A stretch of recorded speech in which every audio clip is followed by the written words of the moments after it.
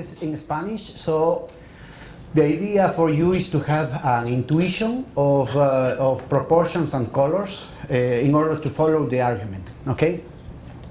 In order to understand what money is, what economics is, what prices is, what value is, you need to go to the roots. Otherwise, you are lost in quagmire of ideologies and best wishes and ideological responses and personal vanities. Each one wants to have its own theory of value, its own theory of money, its own theory of everything.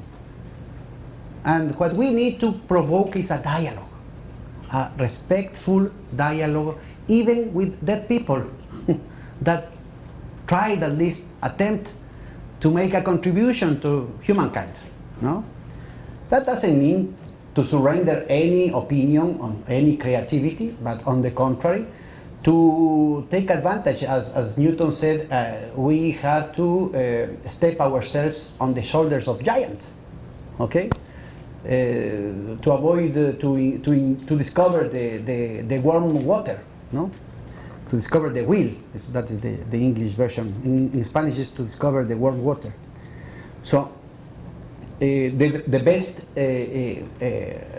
thumb rule for methodological issues is to follow the genetics, okay? To define in a system, in systems theory, to define what is crucial, you need to follow the essentiality. And in order to follow the essentiality, that difference between the binary pole between determinant and determinate, and dominant and dominated is fundamental. So, if you want to understand what is the real nature of human society, of human existence, you must go at the beginning, not the creation. It could be the creation or not the creation. It doesn't have anything to do with religious issues.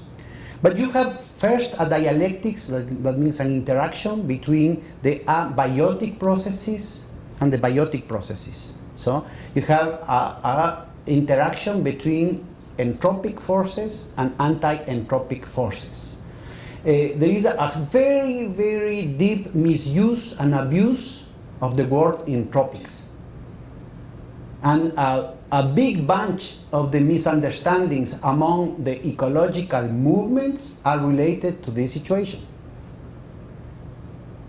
And that has rendered the important part of the ecological movements worldwide in a reactionary political stance. Ecology has never been a matter of equilibria. That is Tansley and all the British oligarchies' cosmovision, worldview. They don't want anything to move.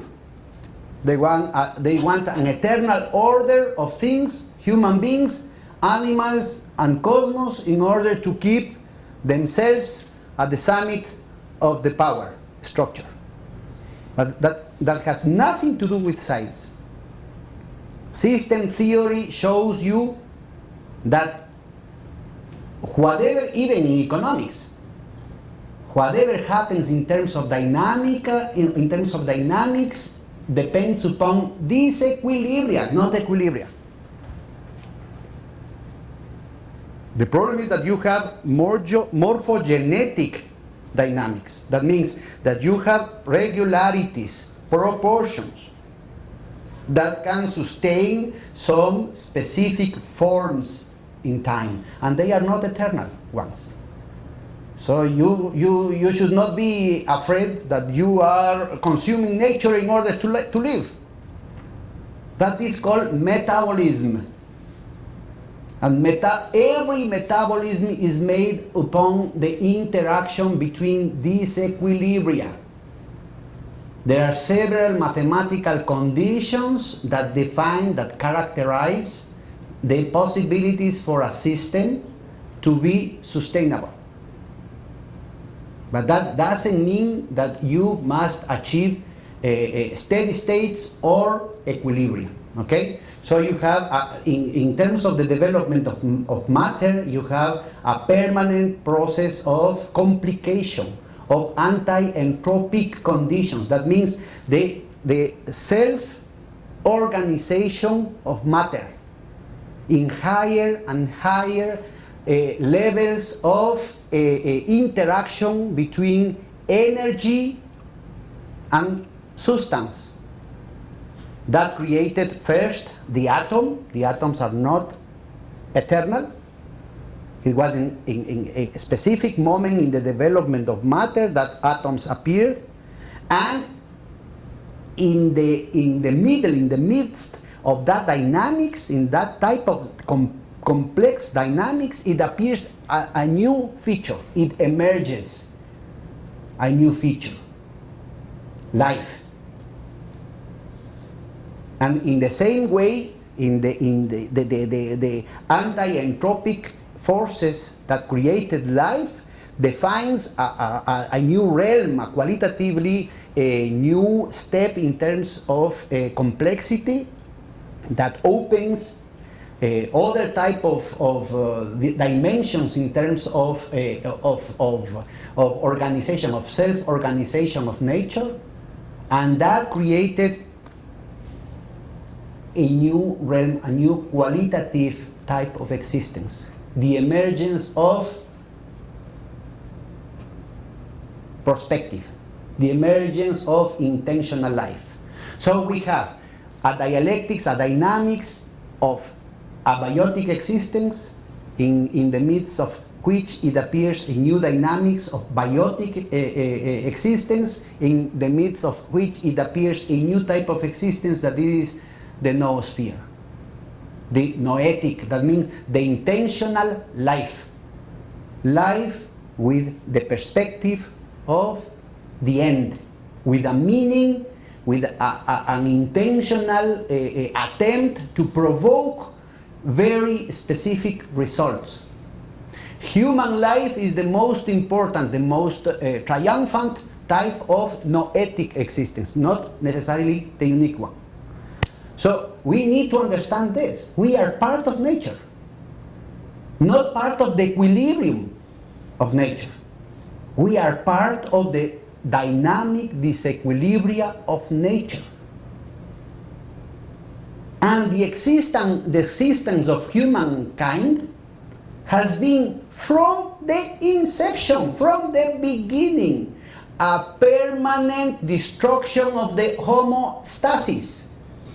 That means a permanent transformation, a permanent revolution of the metabolism with the rest of nature.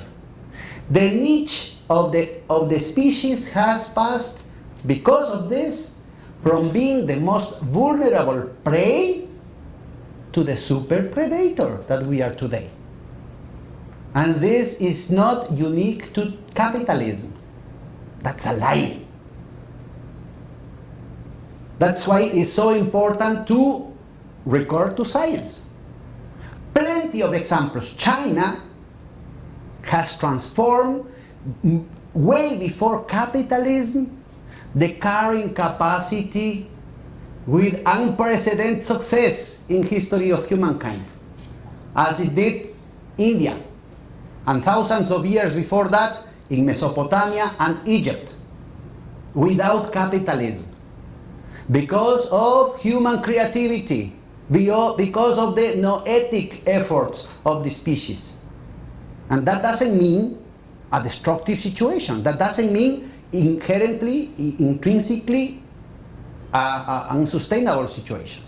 So what we need to understand is this permanent risk of destruction of one homeostasis. That means a dynamic coherence, a dynamic regularity, not equilibria, dynamic regularity of disequilibria. And humankind is the unique species that has been able to return a new a spiral of a new homeostasis, superior homeostasis, all the time in a framework of uncertainty. That is crucial. That means we, all the time as a species, generation after generation, broke up the previous homeostasis, our niche in the ecosystem, without any guarantee that we are going to end up with a sustainable ecosystem. That has been from the beginning. As hunters, as collectors, in the discovery of agriculture, in the discovery of growing cows, fishery, everywhere. And more so, of course, with the Neolithic revolution, with the Industrial Revolution, and with every step in the development of the of productive forces. So we need to study rigorously, without ideological prejudices, which are the mechanisms that humankind have in order to make those miracles.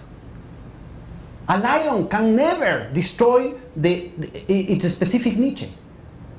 They could be in the Serengeti for thousands, maybe millions of years, doing exactly the same, within some proportions, within some regularities. Regularities in terms of the ratio between calves and adults, between female and male, between, I don't know, the rate of fecundity, the rate of survival, etc., etc. So the relationship between the lions and the antelopes, the relationship between the antelopes and greys, all this stuff has been in all the ecosystems as part of natural conditions.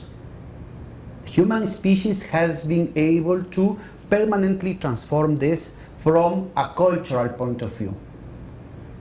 Semiotics, cultural organization, political organization then are crucial for our survival.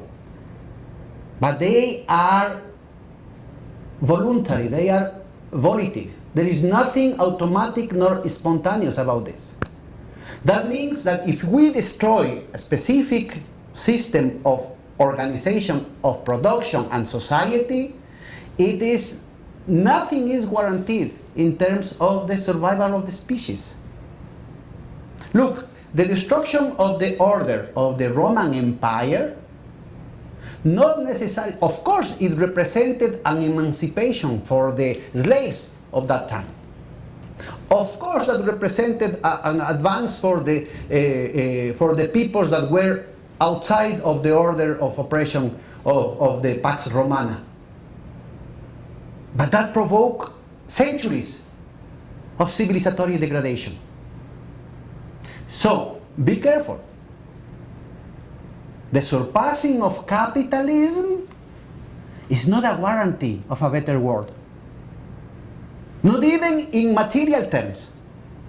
There are some illusions that if we return to the technology of the Neolithics, we are going to have pure nature, pure air, birds, butterflies, and flowers.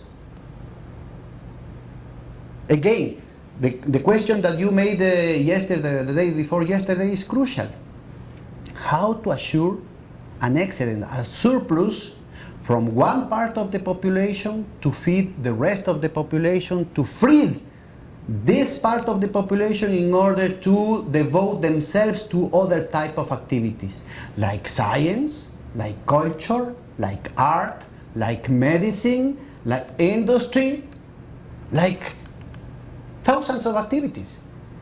This complication, if there is any constant in the history of change of humankind, is precisely change. The permanent sophistication, the permanent complexity of the organization of the society. So what we have is a transformation. Ferdinand Tunis has written about this, the passing from the community of being to the society of having. That's why we in Latin America, at least in Ecuador, we have supported the notion of a mode of life.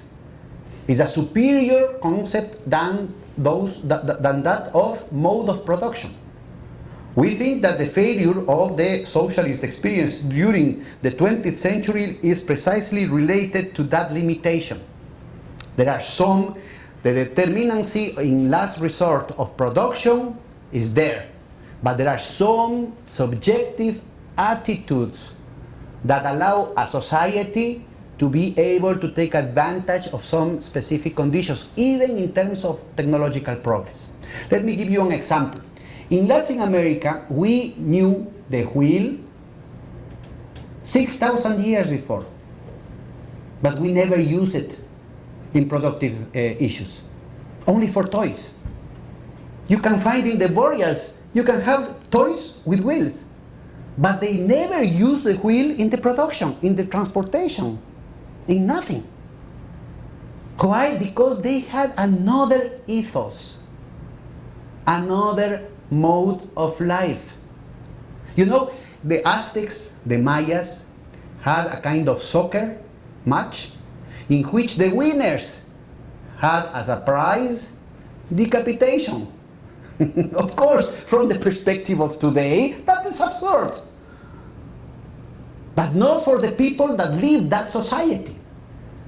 And we, in order to be universal, if we are talking about emancipation of the species without discrimination, without hegemonics, that was the doom of the previous experience of fraternity in the 20th century, the arrogance and the vanity of a couple of guys putting in risk the possibility of unity of peoples against oligarchy and empire, the nitty-gritties of vanity must be prevented precisely with this type of scientific programs. How to build up the solid foundations for the universality of the emancipation of humankind.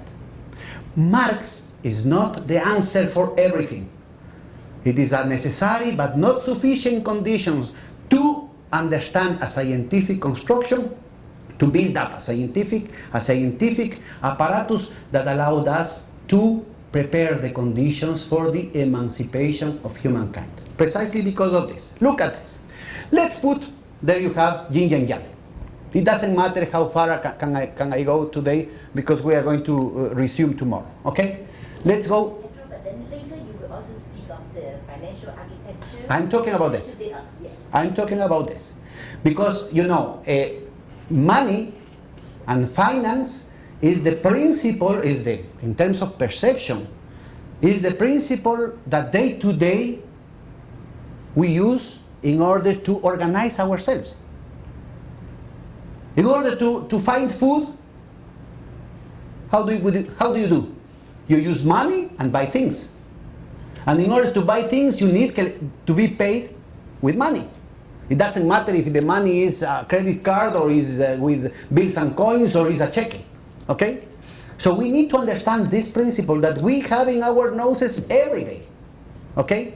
So let's go, in order to have a scientific approach, we don't need to go through appearances. There are thousands of theories about money.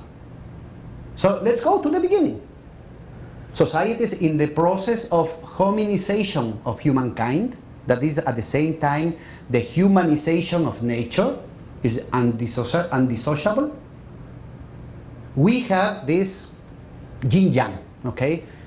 An amorphous realm of relationships among people, relationships of solidarity and violence, that are, in the one case, the prolongation, the projection of the care of the mother of this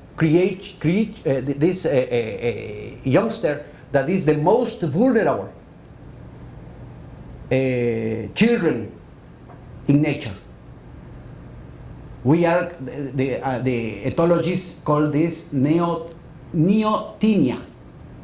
We are the species with the most prolonged infancy among the animal kingdom. We even drink milk until death. That's unique.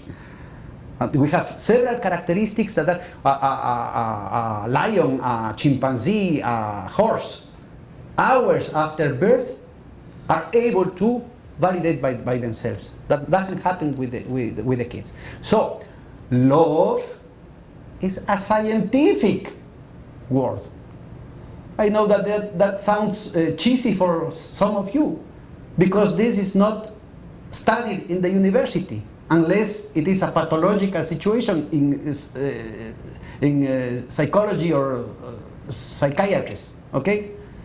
But it's indispensable. That is why we need to go the methodology to understand what is essential is this. Without the presence of filial love, or paternal and maternal love, humankind is unviable. Because the most important evolutionary bet is our brain. And if we are born with our complete brain, we are going to explode our mothers. It is impossible. It's anatomically impossible. So we need a structure of love, a network of solidarity in our societies. That is why the foundations of the so-called economic science is total bullshit, because it starts from the methodological individualism. Robinson Crusoe is a myth. It is impossible. Human beings are social from the inception. So you can find, with the adequate methodology, you can find that this is indispensable.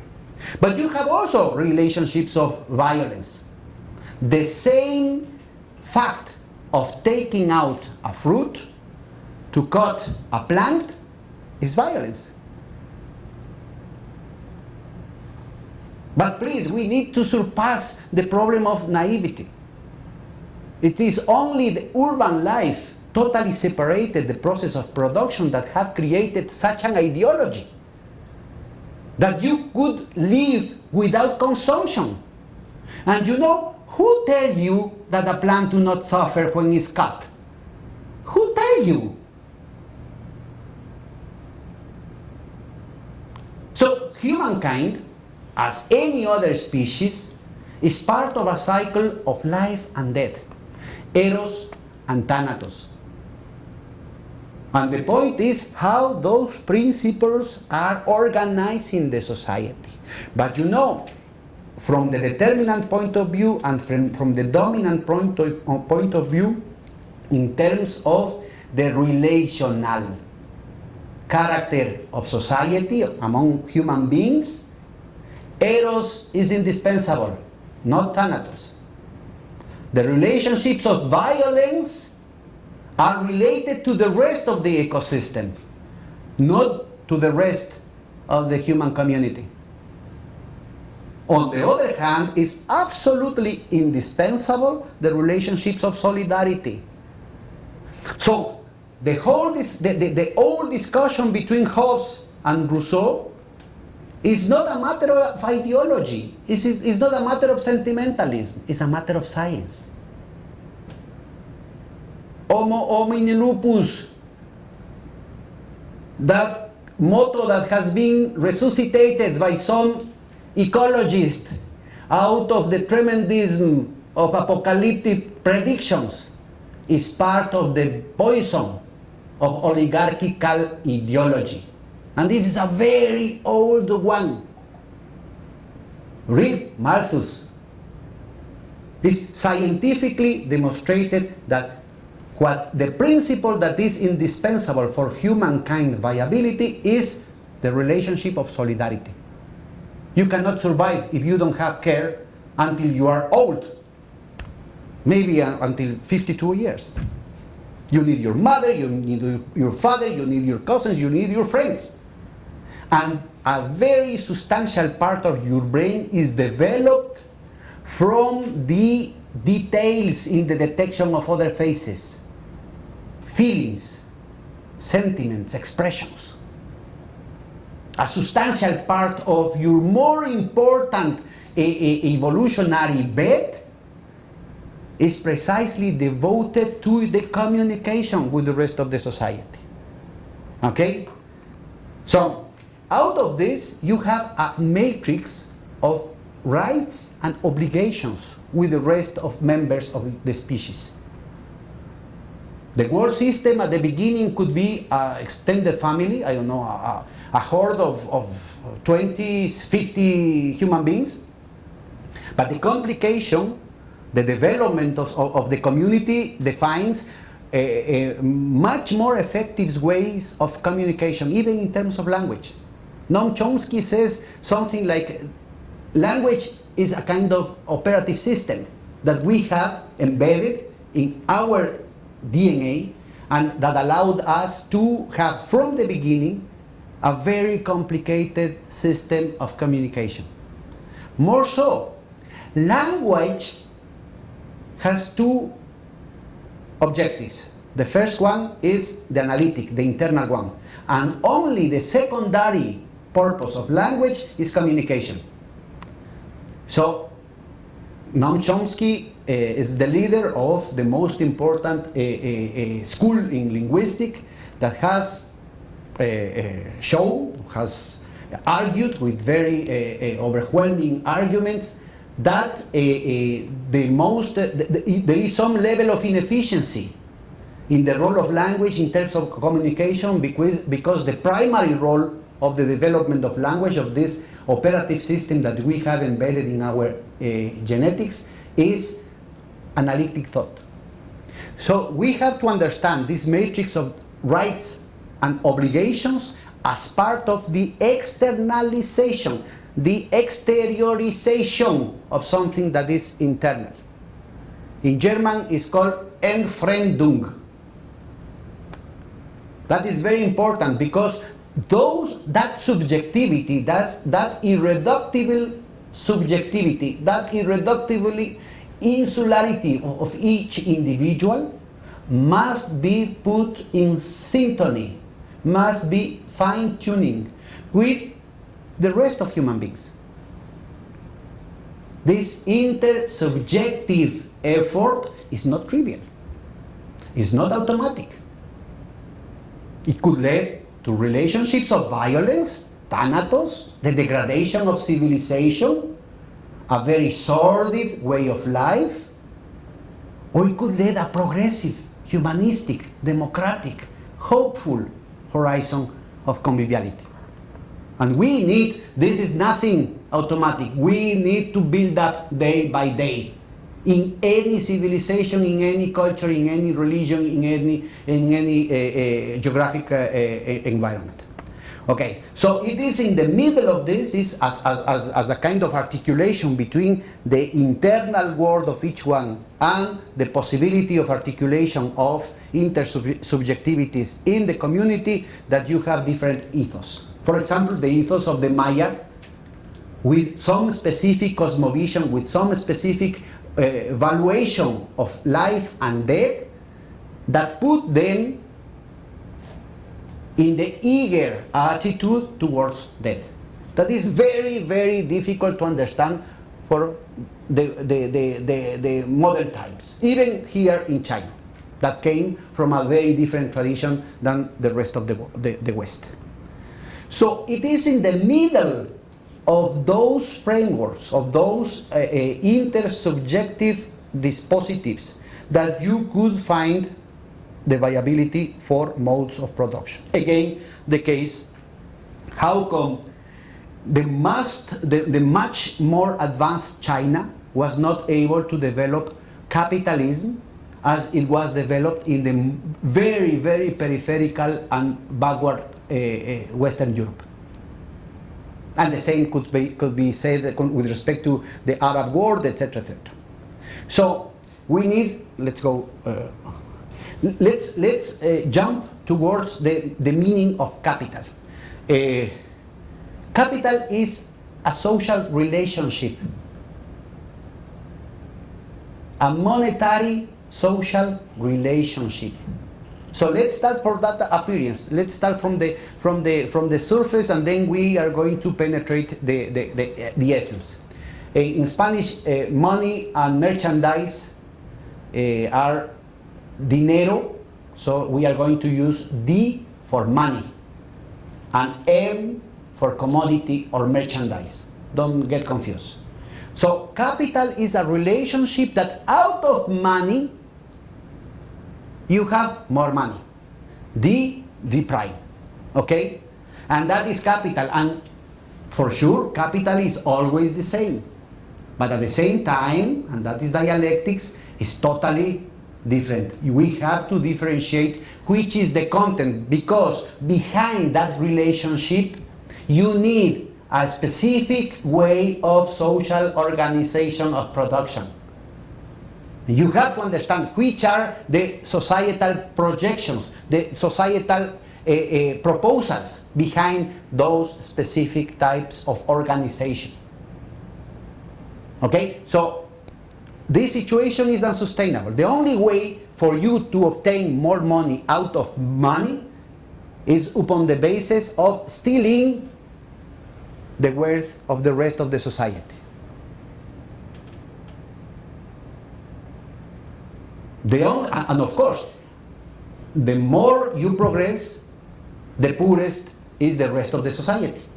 If there is no a motivation, a dynamics, a law of motion that could prevent that possibility in terms of more and more productive forces. And that is precisely the character of this merchandise. In the case, the moment in which capitalism could penetrate from the sphere of circulation, could penetrate the sphere of production, could dominate the labor process, that moment the capitalist mode of production becomes viable, sustainable. In economic terms, I'm not talking yet about ecology. But if you do not have the dominion, the control of the productive process on behalf of the logic of capital, that logic of money, claiming for more money, is totally empty. There is nothing scientific in saying that that is money or that that is capital. We need a methodology, a scientific methodology that allowed us to penetrate the appearance to go to the essence. The only way for capital to survive, the only way in which money becomes capital, the only way in which money could claim, could be entitled, between quotes, to more money, is if it is organized in the framework of the capitalist mode of production. So there was mentioned this morning the seven devils. One of them was the speculator that buys cheap to the peasant and sells expensive, sells dear to the consumer. That is one type of archaic exploitation. Just small correction. The seventh devil that I remember, it is, yes, the speculator. They even buy the product which is not yet harvested. Yeah. Mm-hmm. So this is speculation, because the farmers are very poor. They need money, so the speculator coming to buy the trees. Yeah, but the point is, look, all those agents, all those operators in the sphere of circulation, that could be also the loan shark, okay? They are a parasitarian class. If capitalism becomes a mode of production, it generates the condition for the enlarged reproduction. That is not trivial, because that has been the secret of the triumphal card of capitalism that allowed capitalism to conquest all the geographies, all the modes of production, all the religions, and all the cultures in the world. The fact that I am anti-capitalist do not blind me to understand which is the scientific dynamic of capitalism, because in order to make effective my political, economic, scientific, and citizen action is precisely to understand what is going on.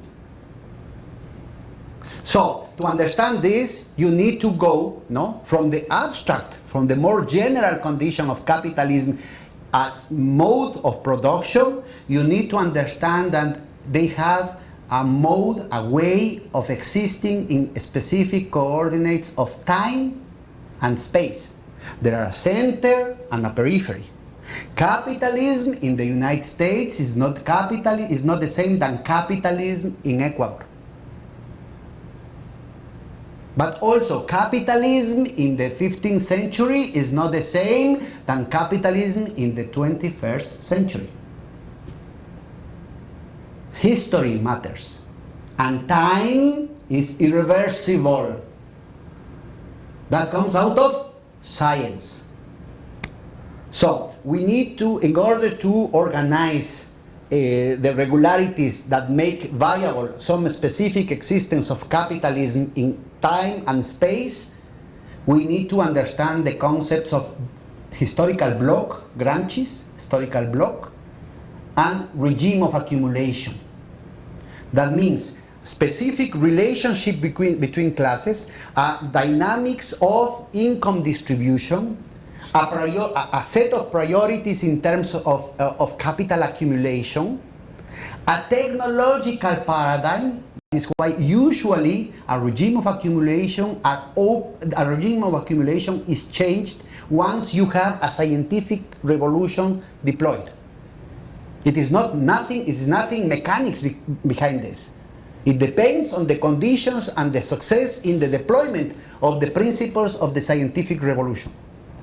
And of course, those conditions, those material conditions, are dialectically related, not in the relationship between base and superstructure, but are intrinsically related to the culture of conflict resolution, including the problem of war.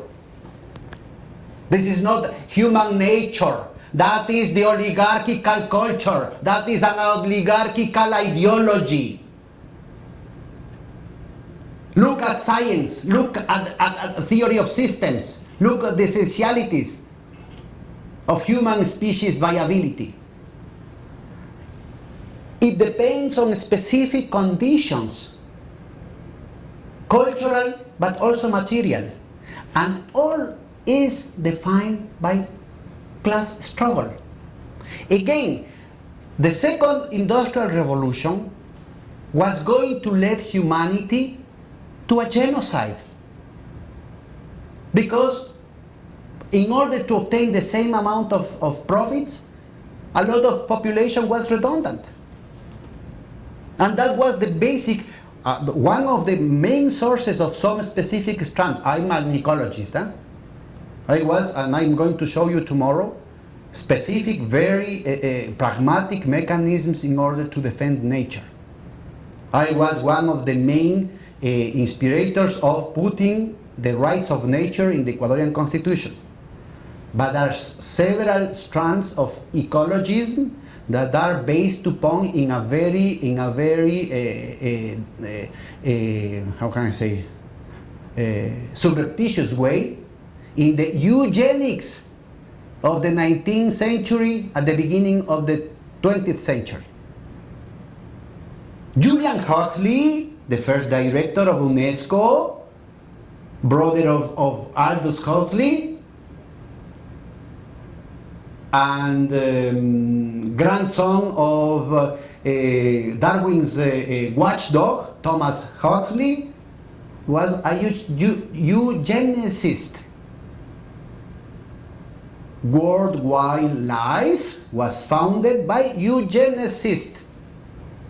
So we have to be very critical about those type of arguments and to find which is the science of ecology, not the ideology of ecology. Okay?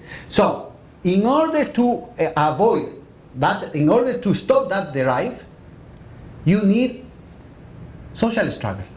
The anti-colonialist resistance in Africa, in the Arab world, in Asia, the workers' struggle force the capitalist to be more effective, more rich, to obtain higher profits through relative surplus value extraction instead of absolute surplus value extraction.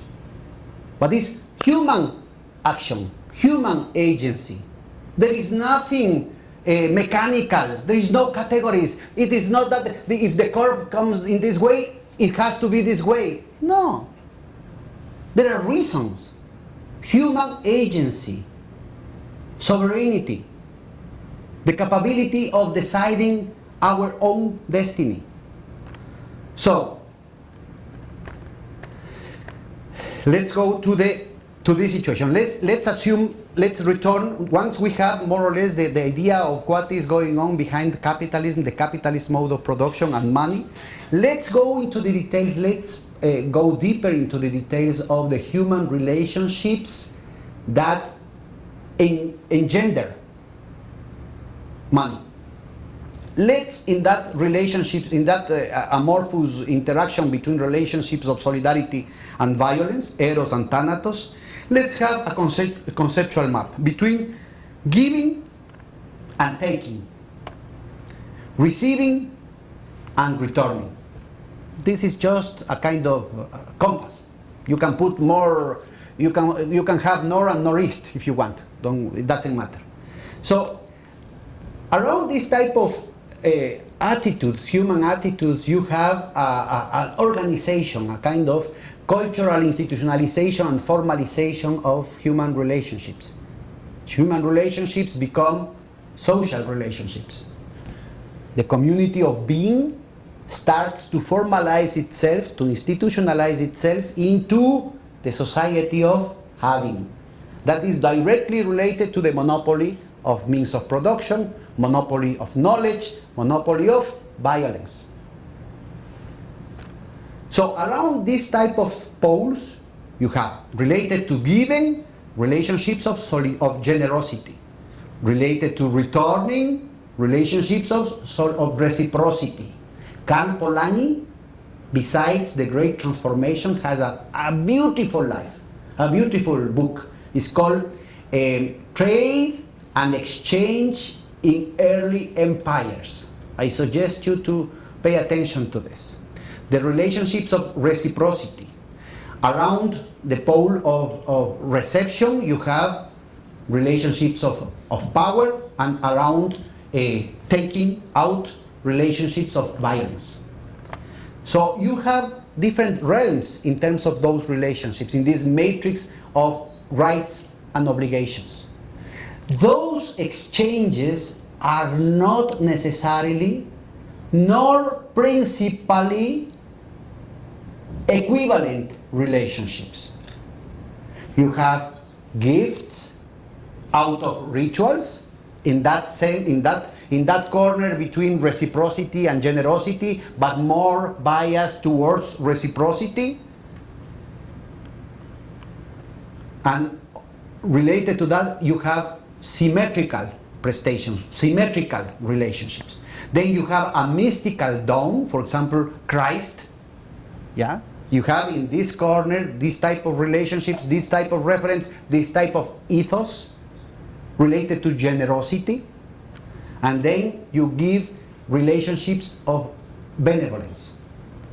Gracious dawns, that means saying, okay, look at me, I'm above you, but I'm very gracious, and I'm going to concede you such and such favors, and that gives you relationships of clientelar relationships. That is very, very common in terms of politics, in terms of elections, especially in our countries.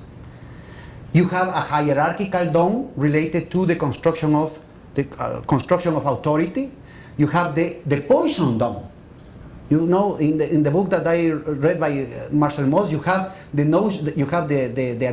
anecdote of those Irish noblemen that were so overwhelmed by the generosity of the king after the battle, that he chose to suicide himself, to kill himself, because he was totally surpassed because of the generosity of the king. Relationships of domination. We do not understand the Stockholm syndrome. Is present in a lot of dictatorships. We are grateful with the dictators because they allowed, in the middle of the vertical and authority and repression, the dictator is generous enough to allow us to live. These type of hallucinations are psychological constants in human relationships. You have the anti-dom, the anti-gift that provokes war. You have the negative gift that provokes vengeance. And only in that corner of human relationships you can find equivalent exchanges. Yeah. It's only that little corner of human existence that is based upon human equivalent exchanges. Look, the most important relationships, even today, your most important, the primordial relationships that you have in your life, even if they are not worthy of academic study, we are invisibilize this type of relationships, are non-equivalent relationships. The relationships that you have with your relevant ones, with your mother. Only a psychotic person could pretend to have an exchange, an equivalent exchange with your mother, with your kids. But we are not able, we are not trained to see the everyday richness of this life. You know, that is precisely the moral reserve for the construction of another type of society. There is no right to be depressed. There is no right to be demoralized. There is no right to be demobilized. Because other world is possible, and it is here with us every day. The problem is that we are not able to see it. That is scientific. There is plenty of literature in terms of the studies of other type of societies that have a lot in common with our societies. Homo homini lupus is a dogmatic and ideological domination of the oligarchy. That is not the human essence.